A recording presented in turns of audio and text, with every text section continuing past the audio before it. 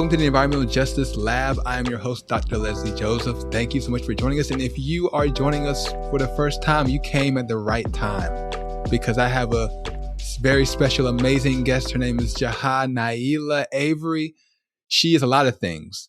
She is a lawyer, constitutional law, civil rights law. She's an author. She's a journalist. She's a fashionista. She is an African-American history scholar. She is a musician. She plays music. And I read somewhere, correct me if I'm wrong, but you are also training to climb Mount Kilimanjaro. Is that happening? That is happening. Training has been put on pause because I'm waiting to see what date I'm actually going to be going because I want to give myself, at least 6 months of training. Okay. But you can always train longer than 6 months, right? Yeah, I can. And I mean, I hike regularly anyway. I'm from Asheville, North Carolina. So I'm from the Blue Ridge Mountains, grew up hiking. So I'm always hiking somewhere. I want to, as far as training though, I want to do like a couple of multi-day hikes in advance of the trip. Okay. All right. Well, the reason that you have blessed us with your appearance on the show is because you have put together an amazing podcast series on Cancer Alley. And we want to talk about all the things related to that podcast series. It was done through Threshold. If you're not familiar with Threshold, they are an environmental documentary podcast, Peabody award-winning, all kind of award-winning podcast. Very well done, very well presented. And you, as far as I can tell from looking at their page, are the first one to really dive into the environmental justice side of the work that they do. And so it's going to be really exciting to talk to you about it, to learn more about it. I can't wait. But first, we got to get to know the woman behind the microphone. So Jaha, you just told us you're from Asheville, North Carolina. I'm from Rock Hill, South Carolina, a little bit different, but kind of close. So what was it like growing up in Asheville, North Carolina? I can't imagine there being a lot of us there. Well, it is a small Black population in Asheville, but we had a very tight-knit Black community in Asheville growing up. It was amazing growing up there. I loved growing up in Asheville. It's called the land of the sky, and it does feel that way. Asheville's so majestic.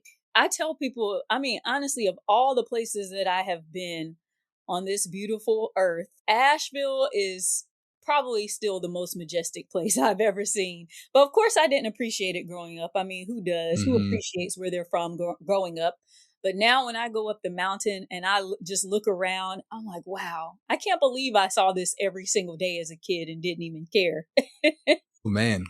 And so I guess growing up, you were very outdoorsy then, a lot of nature. I heard about hiking just now. That's what you kind of did growing up and how you spent your time? We did. Growing up in Asheville, our field trips would be whitewater rafting or rock climbing or hiking, just, even our elementary school field trips. And so we did do a lot outdoors. I also grew up in the church. My granddaddy pastored my home church in Asheville. He was the pastor there for 51 years. Wow. Yeah. Yeah. He and my grandmother moved up there in 1951 and they were part of led the civil rights movement in Asheville, Western North Carolina. And so I grew up in the church, grew up singing in the church, grew up on the church step team and in the church plays. And, I tell people most of the soft skills that I have now are from growing up in the Black church because I had to learn how to get up in front of a crowd and be able to speak and express myself. And, my grandmother had me learning poetry and, we had to recite poetry in the plays and learning scripture and having to recite that. And so I had a wonderful childhood. It was amazing growing up in Asheville. And like I said, the Black community there was so tight. It was very tight knit. Everybody knew everybody. There was always somebody that you could call on for whatever you needed. And so I really, truly enjoyed growing up there. Now, Asheville's so different, from the Asheville of my youth, because now it's just exploded in a tourism sense. We always had tourists because the Biltmore Estate is there. Okay. But now there's just, with Instagram and also with Asheville now being Beer City, USA, as they like to call it. on all the breweries there. It's a different kind of tourism now, with people coming in for just the weekend, whereas growing up, people would come for like 2 months. And that Mm-hmm. would be their level of tourism. And so, but it was wonderful growing up there. I bet it was. And obviously, people found out about the gym that was Asheville, and now they're all coming and trying to enjoy it as well. So it makes perfect sense Yes. that it would be exploding the way it is. Mountains, historic landmarks, history, all of that is in Asheville. And so it really is a great place. It What really is a a great lot of place. people don't know about Asheville is there was actually a Black Wall Street in Asheville. It was a There very was. strong Black Wall Street there. And my grandparents were a part of it. So I grew up knowing that, grew up hearing the stories about it and stuff like that, and also grew up benefiting from that. Mm-hmm. Because we had a whole neighborhood in Asheville called the Block. And actually, the YMI Cultural Center in Asheville is the oldest African American cultural center in this country. And I grew up taking lessons there. You know, we would do Wow. piano lessons over there, or when I did etiquette school, we had our classes there, you know, learning how to sit down and eat at the table and learning how to present ourselves and stuff like that. And so, yeah, there's definitely a lot of Black history in Asheville. And I think that especially with the way that tourism is positioned there now, that's often overlooked. Yeah. So I Yeah. definitely always make it a point to let people know, you know, we had Black jewelers and Mm-hmm. entrepreneurs and lawyers, doctors, everything in Asheville. And a lot of them went to my church. Because it was a small, tight community. Of course they went there. So then I have to ask you what happened to it, because obviously when I hear Black Wall Street, I think automatically Tulsa, Oklahoma, burned to the ground in race riots. What happened to the Black Wall Street in Nashville then? Gentrification. Mm, That was a big part of it because a lot of the area where Black Wall Street was located, and there was actually kind of two pockets that it was kind of concentrated in Asheville, and both of those areas are prime tourist spots now. of course they are. Yeah, and so a lot of Black people have been priced out of Asheville.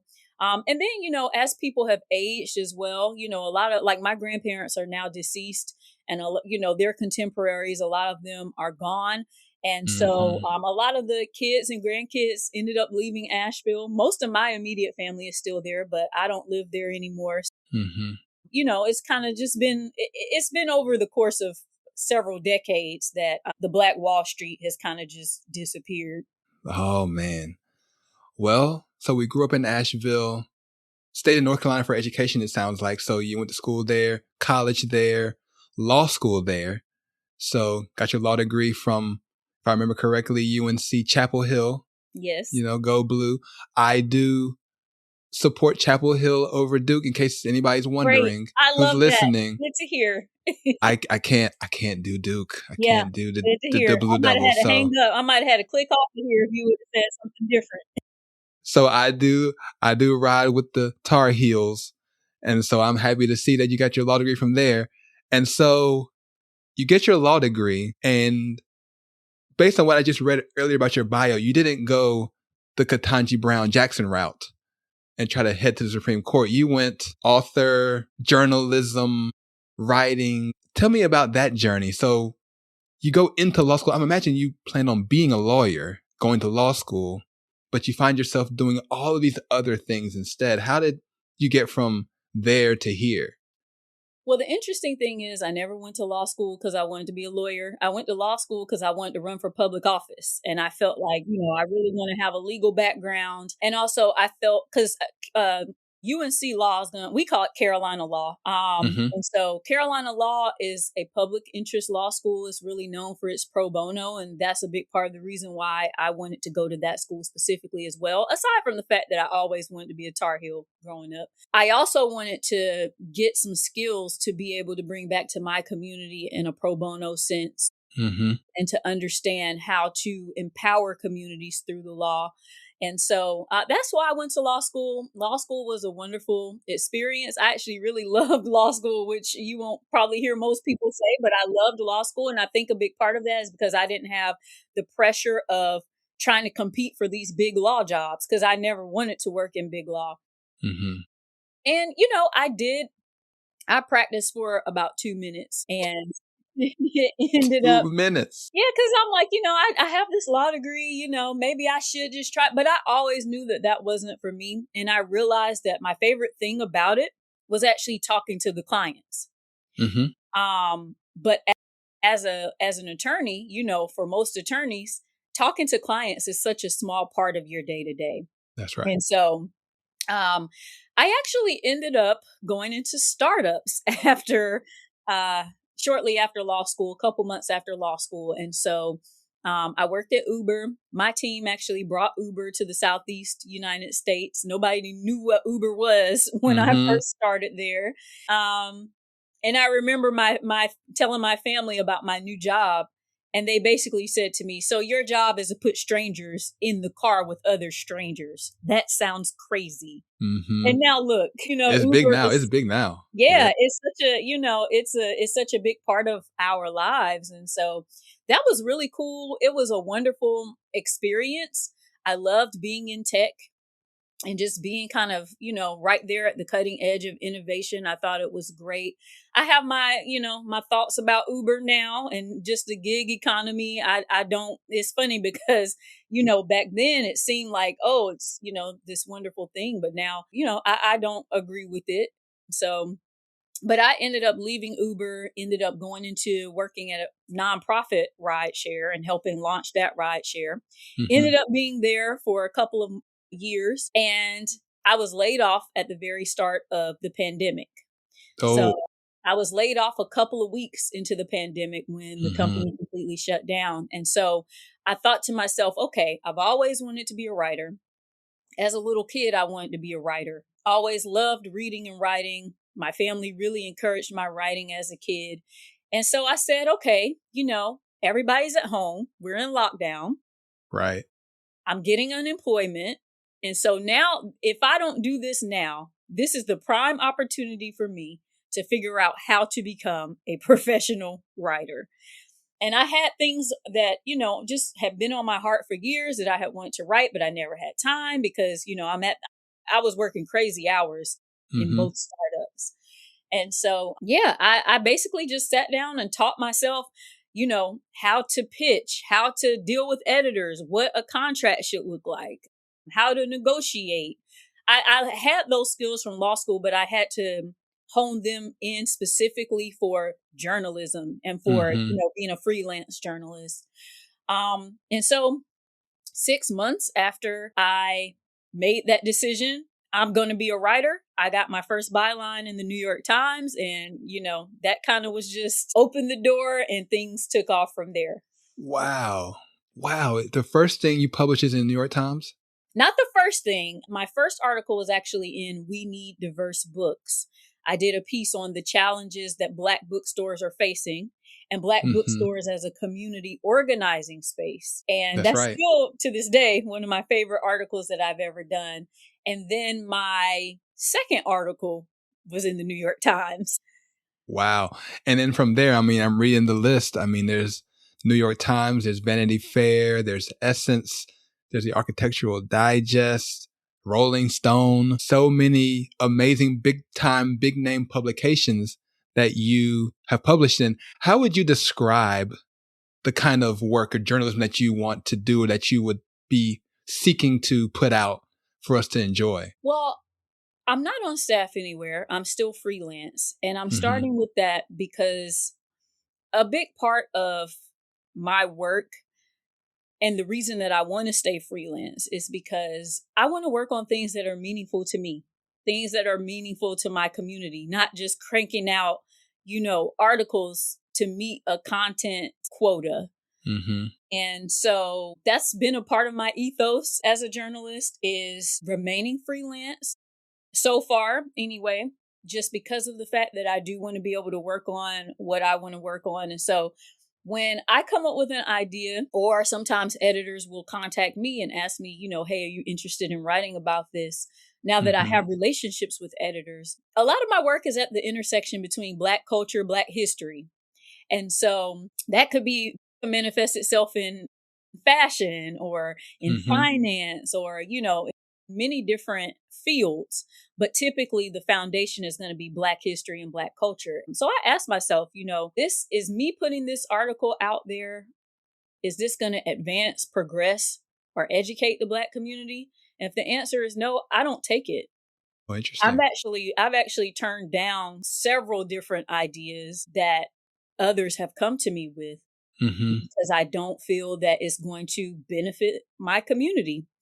And so that's a big piece for me, big foundational piece for me. But as far as the ideas that I come up with, one thing that I really love is being able to just find out so many things. There's so much about history that we still don't know. And as a matter of fact, the next project that I'm working on, that I've already started working on, I was combing through some archives and just ended up finding something. And I'm like, oh my gosh, this is so interesting.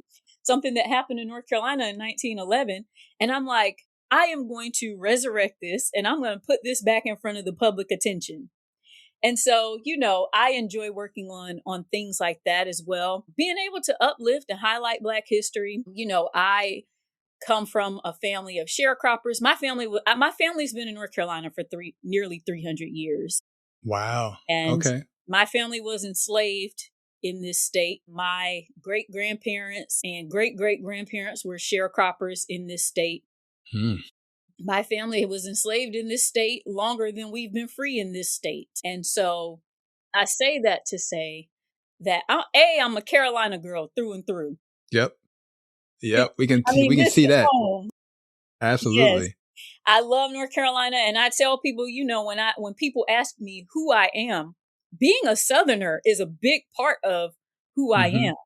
Southern culture to me is so beautiful, is so unique, especially Afro-Southern culture, which makes up the basis of Southern culture. Let's just be real. There is no Southern culture without Black culture.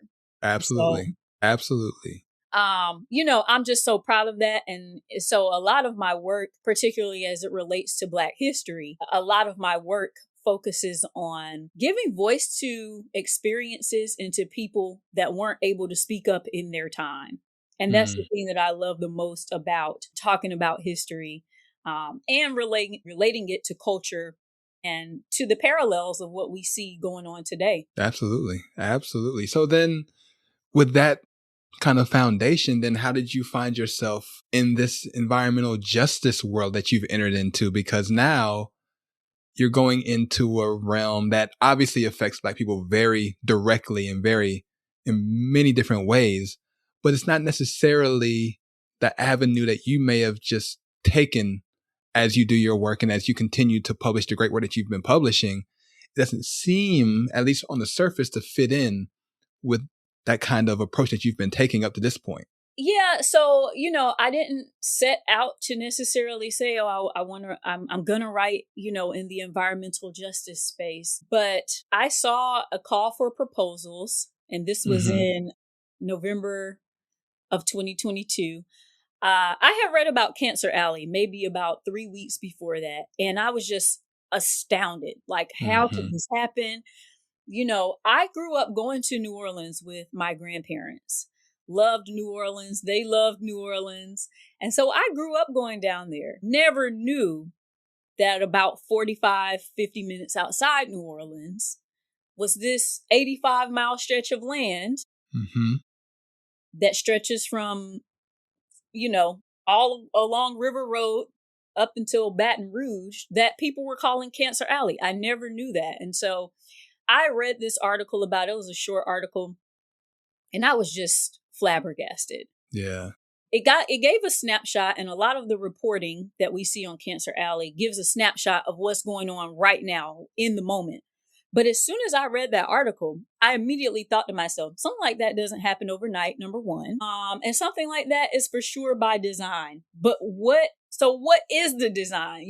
How did this happen? How are we just okay with a place being called Cancer Alley and we're fine with it? And we're just supposed to accept it.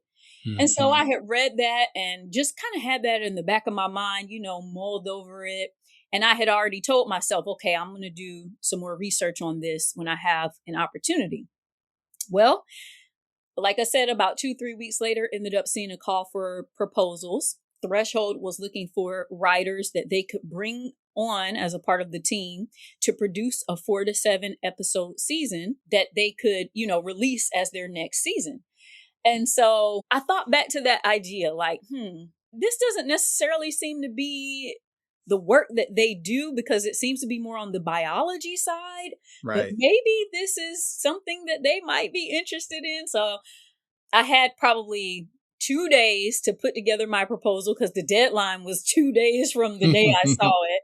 So I'm, sat down, did some preliminary research. And basically what I did was I took all of the questions that I had myself about this situation and essentially put that in the proposal and said, these are the things that I'm going to be seeking answers to in this season. One thing that I've learned as far as, I'm always having to come up with ideas, again, me being freelance. Right. And I love coming up with ideas, but one of the things that really helps me is I know that if I'm curious about something and I'm interested in something, other people are going to be interested in finding out answers to that as well. So that was kind of the basis of my proposal. Just put that stuff in there, sent it in. And then about 2 months later and several rounds of interviews later, they told me we would like you to join Threshold to produce this season on Cancer Alley. So that's how that started. And of course that kicked off 2.5 years of working on this season. And then of course me being from North Carolina, and I live closer to Eastern North Carolina now, which the birthplace of the modern day environmental justice movement. That's right. As many of us know, is in Eastern North Carolina, Warren County, North Carolina.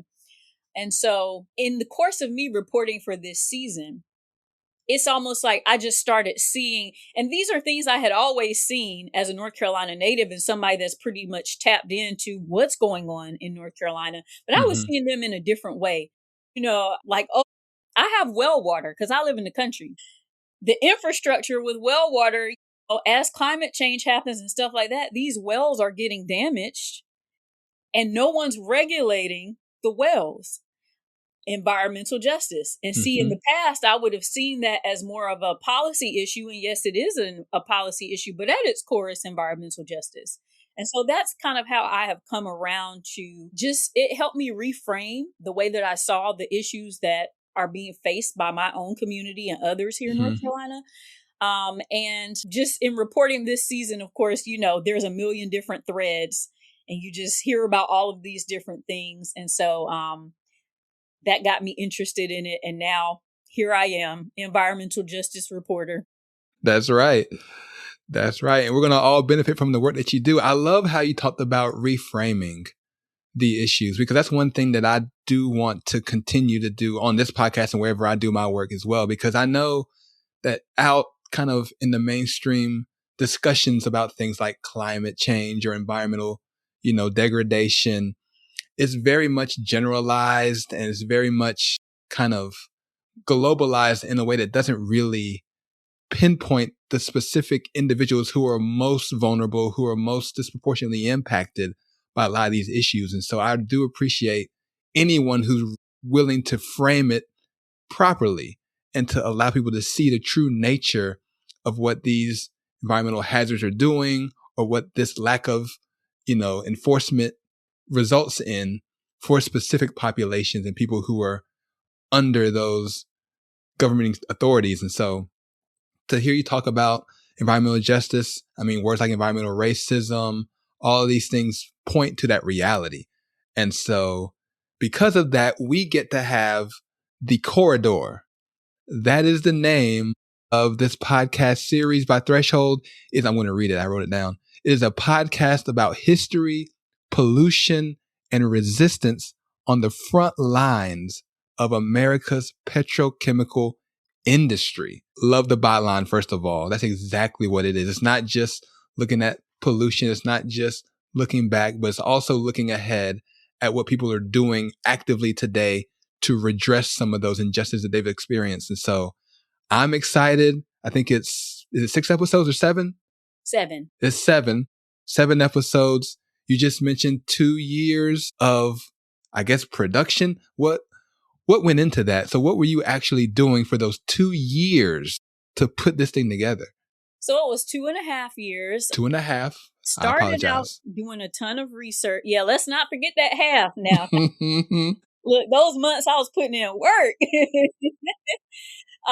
But started out doing a ton of research, basically combing through archives, combing through court cases, just kind of reading everything that I could, not just about the making of Cancer Alley, so to speak, but going all the way back. Because if we're going to talk about the making of Cancer Alley, we can't talk about the making of Cancer Alley without talking about slavery and how slavery in Louisiana shaped this country. And so literally just spent quite some time in archives. And again, it's not easy necessarily combing through archives from the 1800s. And so, some of that required some interpretation and also the use of certain tools to be able to see things more clearly. Some of the documents are just very difficult to read. And so started with the research process really. And then I spent quite some time in Cancer Alley, just being a part of the community, meeting people, interviewing people, sitting down with people. I went to many public meetings that were held there and went to churches there, and sat and, had church service and worship with folks there and sat down and broke bread with folks there. So, and visited more plantations than I've visited up until my, for the past 2 years, I've been to more plantations than I had my whole life before that. I bet. Yeah, well, and the interesting thing about it is that the stretch of land that we're calling Cancer Alley today, 200 years ago, was called plantation country.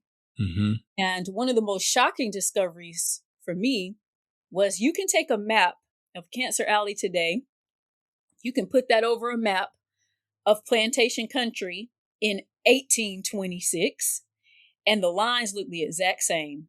The Wow. exact same.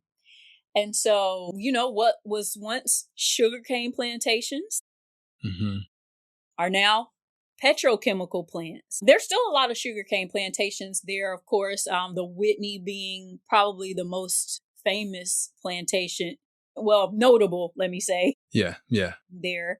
And so it is interesting seeing this kind of tug of war between the community, the plantations, and the petrochemical plants.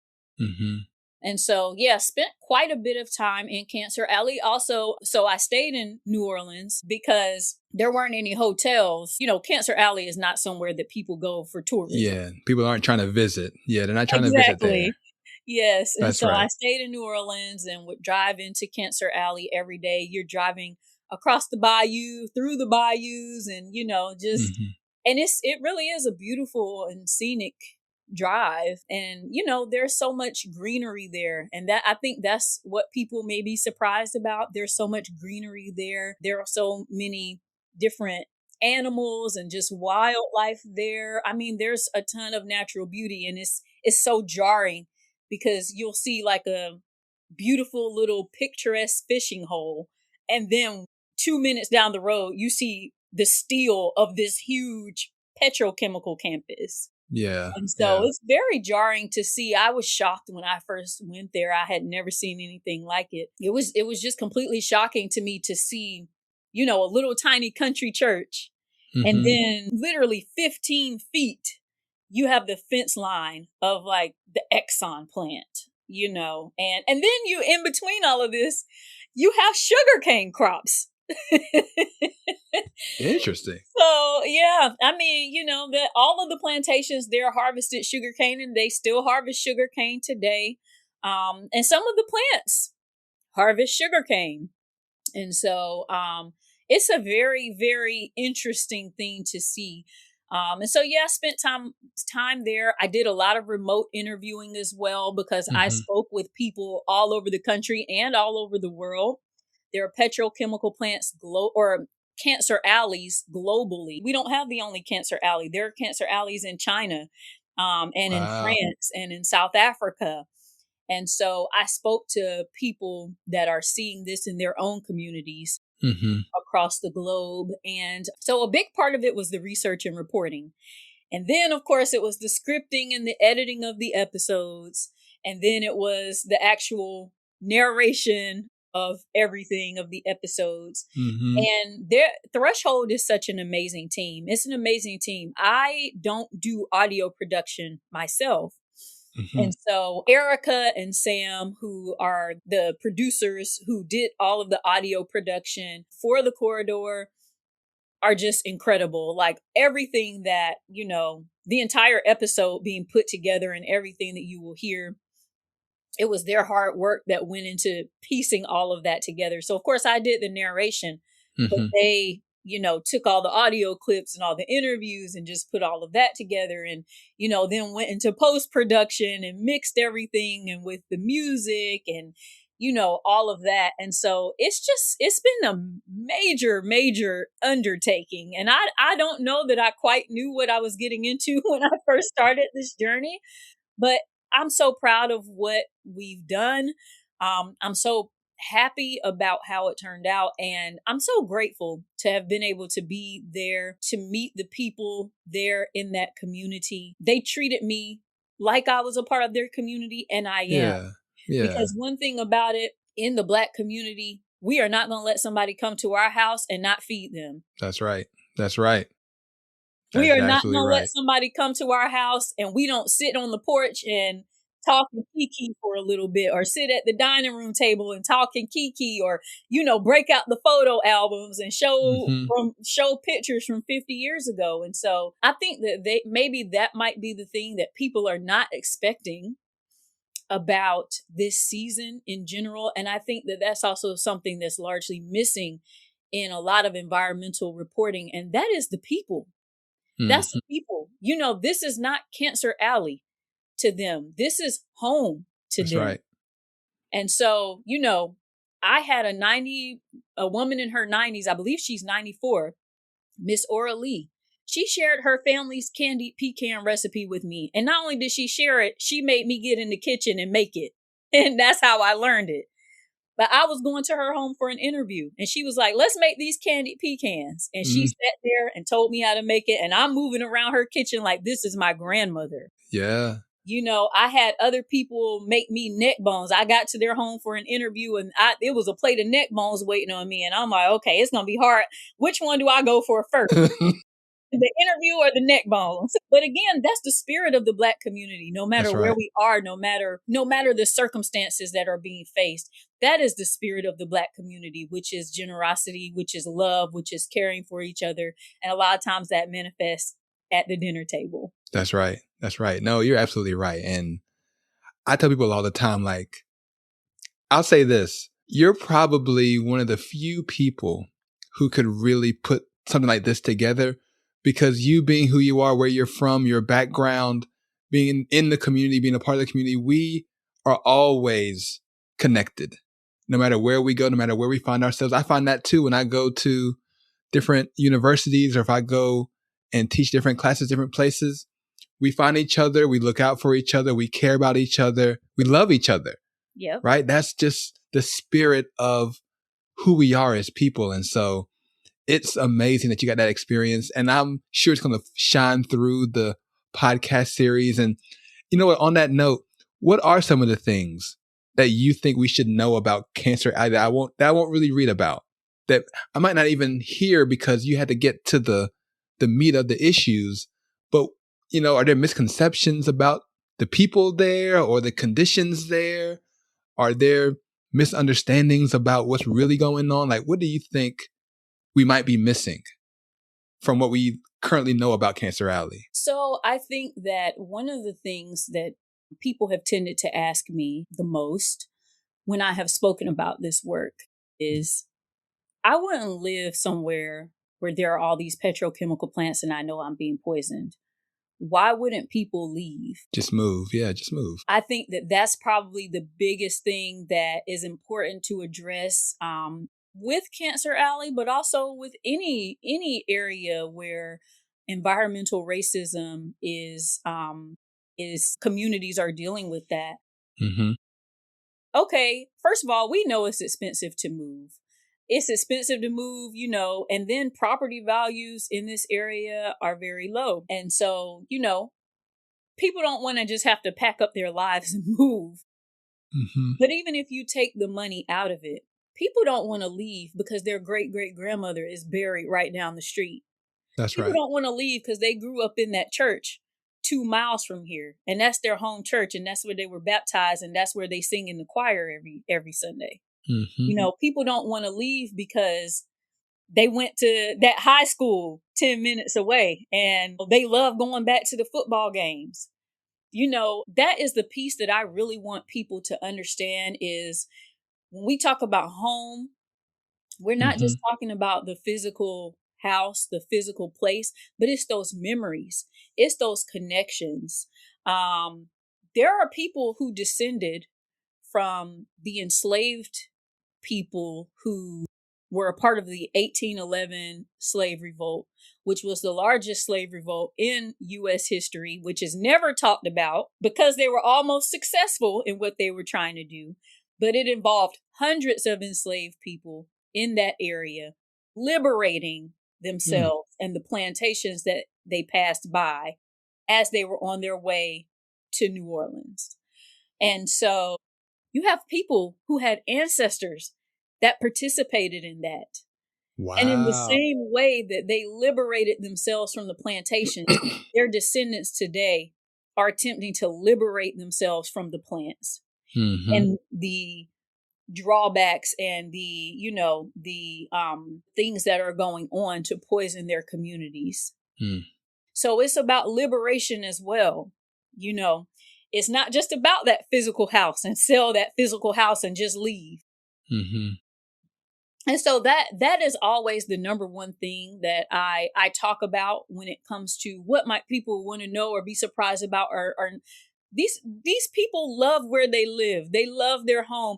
And I Yep. think also, I know for me, we were just talking about how being a Southerner is such a big part of my identity. Right. And it's not just being a Southerner, being a North Carolinian. Like, I'm proud to be North Carolinian. I'm proud of where I'm from. I'm proud of my home. They feel the same way. Yeah. They Yeah. love their home, and so, they want the chance to stay there. They want a chance to live there. And when I Mm-hmm. say live, I don't mean just have a life there, but I mean physically live in their home and not Yeah. die in their home because of cancer. Man. No, that's beautiful. So would you say then that obviously the Emancipation Proclamation occurred in 1865, Juneteenth. There's no official slavery. We're freed. But would you argue that that freedom struggle is ongoing in Cancer Alley, that they're still trying to free themselves from these oppressive forces and these conditions that are harming everybody that lives there? Yes, absolutely. Absolutely. And again, it goes back to it being by design. Mm, So the reason that these communities are made up in the way that they're made up, and I mean demographics wise, is again because of slavery. The people that live there now, they wouldn't be living there, and that wouldn't be home had their ancestors not been enslaved on these sugarcane plantations there. So their ancestors are brought there. that's And right. then they build, this generational connection to this area. And so that's a part of what makes it home as well. And so one thing too that I really loved and found so interesting as I started to spend time there and learn more about the area, there are so many free towns in that area. There were so many instances where you had, in the wake of the Civil War, you had newly freed Black people coming together and forming these towns. And they were strong towns. A lot of them were very strong, sufficient, amazing towns that were formed and that were actually sustained for quite some time until, violence and white violence, and it's Mm-hmm. particularly from the KKK, Yep. started to take these towns. And not just that, but also political violence, after Reconstruction, Mm-hmm. making it easy to take the land from people. And so, but there are a lot of free towns there. Some of them still exist to this day. And I just find that so incredible because that is something that is, of course, we had a lot of Black towns that were settled by newly freed people, but to have towns that still exist to this day and just to know what they created back then is something to be proud of. And I'm proud of it, you know? And so I was so excited to really discover the prevalence of these towns there. And I think that, again, you have such a resilient spirit in this Mm-hmm. area. Yes, There you was do. this spirit of resilience there. What they did in the 1811 slave revolt, for them to even be able to organize like that across plantations when people they weren't even supposed to be walking from one plantation to another, but yet they were able to, you know, strategize and organize. You know, these were, I often tell people, you know, they didn't take slaves from Africa. They took architects and they took engineers. They took Mm-hmm. artists and writers, and you know, so the strategizing that happened around this slave revolt, that spirit, that energy is the same strategy that I see today when it comes to people organizing against having Formosa Plastics build Mm-hmm. another plant in Cancer Alley, which they did manage to stop. I see that same energy in them, you know, fighting against Exxon and Shell and all Marathon and all of these that same energy exists. And so Mm-hmm. there's that through line. You know, there's that connection, the ancestral connection, the historical connection. And to me, that's the strongest thing about this story. Yeah. Yeah. No, it's a powerful, powerful understanding of why we got to where we are now. And I do want to push a little bit further too, because earlier in our conversation, you talked about how there are cancer alleys all over the world Yes. and that there are places all over that are having these same issues. And could you tell us more about what you learned about that? I'm sure it's not going to be prominent. Maybe it is prominent in the podcast series, but I would love to learn more about that. And also what you have learned, what you imagine would be underlying those other cancer alleys. Is it slavery related? Are there other types of issues in these countries that we might not be aware of that would lend itself to make it more vulnerable for this to happen? Like, what can you tell us about that? So, yes, there are cancer alleys all over the world. And one of the areas that we specifically focus on in the season is an area that is in France. It's on the coast of France, and not coast, in the south of France, sorry. And this area was made up of, you know, poor to working class people. Mm-hmm. Um, and and a lot of them they were all working class people, but a lot of them were low income people. And they just started bringing plants into this area.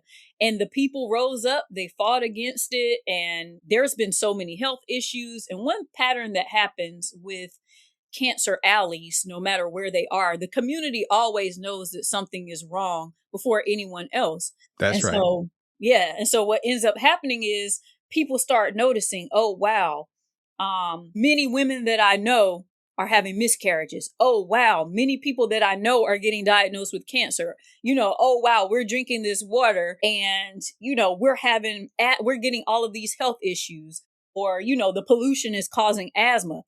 People know, they know right away, but then it's a matter of getting that taken seriously by Mm-hmm. decision makers. And so the situation in France, it was very similar in that the community started noticing the effects first Mm-hmm. and started advocating against the petrochemical plants. And then the government pushed back. So we see that, you know, that's really Mm-hmm. the structure that has happened in Louisiana, happened in China, happened in France. And so we see that. But I think that the more common thread there is this idea of a sacrifice zone. And I absolutely hate that term, but I do understand that we need a term for what is going on. And, you know, it really goes to the question of, in all of these cancer alleys globally, I Mm-hmm. think that the root of it is the question of what communities are okay to sacrifice. Right. That's And right. that's really what it goes back to. And apparently all around the world, these communities they always look the same Mm-hmm. when it's time to sacrifice or decide who gets sacrificed for these industries and these plants. Are these cancer alleys the same types of industries? Yes, they are. Mm-hmm. Yeah, so gas and oil is a big thing, and then in China there are others like fisheries and canneries and things like that. Okay. But gas and oil, of course, is a big one. I would say it will definitely here, of course, but in other Western countries where we see this, Mm-hmm. and then you have again like canneries and things like that that seem to be the prevalent thing in China. Oh my goodness. We're running out of time. I appreciate all your time, obviously. I do want to end on one quote that I read in the press kind of packet that I received about the podcast. You said something in your notes that I thought was really interesting, and I wanted to get your kind of full thoughts on it. You say here, what I want people to understand is that so much of what we see today has roots in slavery. I can't think of a major issue facing this country today that can't be traced directly back to the transatlantic and later domestic slave trade. We must examine those connections thoughtfully and thoroughly, then act upon what we know. Future generations are depending on us. Our generation is depending on us. Very strong statement. I love it. But could you tell us more about how you came to that conclusion that every major issue, and this is going beyond just Cancer Alley now. You say something like that, you're talking about what, education, you're talking about politics and the justice system, and you're talking about food, and you're talking about health and every major issue that everybody comes to the table to discuss how we're going to resolve, how we're going to fix it, how we're going to make things better for regular people. You're saying we could trace all of it back to slavery. Tell me more about how you came to that conclusion. Well, as you mentioned education. I mean, I can just look at any issue and see, okay, that's typically what I do as well. Let me start with this. And even in the making of the corridor, it was Mm-hmm. because when I look at things, I'm not just looking at what's going on right now. My mind immediately goes to why are we here? What led us to being here? And so I immediately start taking things back. It really is true. Until you understand the history, you're doomed to repeat it. And that's what we see going on right now is history is repeating itself in a lot of ways or trying to repeat itself in a lot of ways, Mm-hmm. but for the resistance of the people. But yeah, any major issue, we talk about mass incarceration. We can look back to the chain gang, and then before that, we can look as to why did the chain gang exist? To push people into a new form of slavery. Yep. That's We can right. look at agriculture and what's going on with farming, and particularly how Black farmers are being shut out of these USDA grants and USDA programs, That's right. et cetera, et cetera. Well, why? Black people, even if you're looking at real estate, you know, purchasing land for farming. Black people were never supposed to own property in this country. Why? Because of slavery. That's Black right. people were That's right. property. They were not supposed to own property. Mm-hmm. And so education, I mean, we see that that's pretty clear. We have, going from a period where you weren't allowed to learn how to read to then going into, the end of the Civil War and being given very little resources to build a life fresh out of slavery. That's right. And then all of the tumultuous times of leading up to the civil rights movement, and then even in integration, like when I'm speaking of education, look at what's going on with Black students in the public school system, more likely to be suspended, more likely to be labeled, more Mm-hmm. likely to be expelled from school. Slavery. It goes back to slavery. I mean, there Yep. really isn't, and it is very true that there really isn't a major issue that I can think of that we're currently dealing with that I can't trace that through line back and say, where did this come from?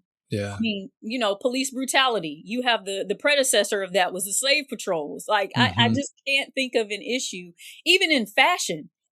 People think that fashion is just so, so surface level, but, fashion is such a powerful field.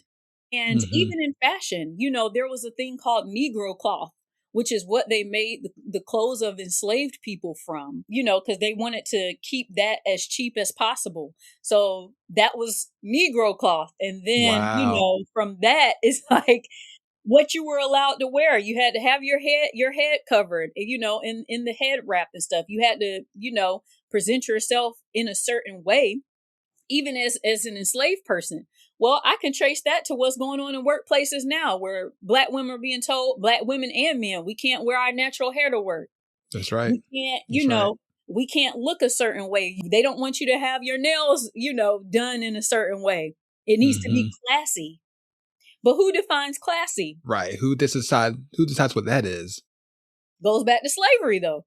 There you go. Who defines what a person should look like or shouldn't look like? And so, I mean, that really is true. There is no issue that I can think of that does not have its roots in slavery. And that's because this country has never properly dealt with the sin of slavery. I And agree with until that. that is confronted and acknowledged, and there is some type of attempt to heal as a country and to rectify as a country, we're going to continue dealing with these issues. See, now you're just preaching. So I got to find out if I can get you back on to talk about those issues too. I mean, we don't have time today, but I mean, I would love to get your thoughts about the kind of, I guess, DEI renaissance that is completely fizzled out now. What your thoughts are about that.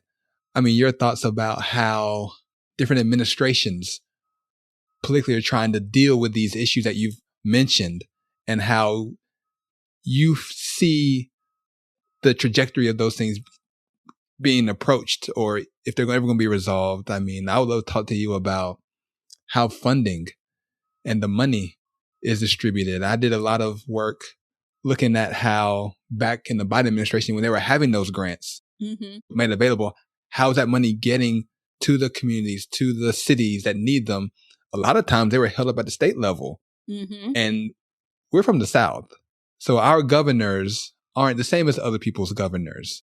And so they kept that money state level. They didn't actually get it down to where it needed to go. And so, man, yeah, I forgot I was talking to an African American history scholar. I forgot about that. So I should have so many things to talk about. I know. I mean, and again, there are so many different conversations that have not been had. There's so much information that's still yet to be uncovered.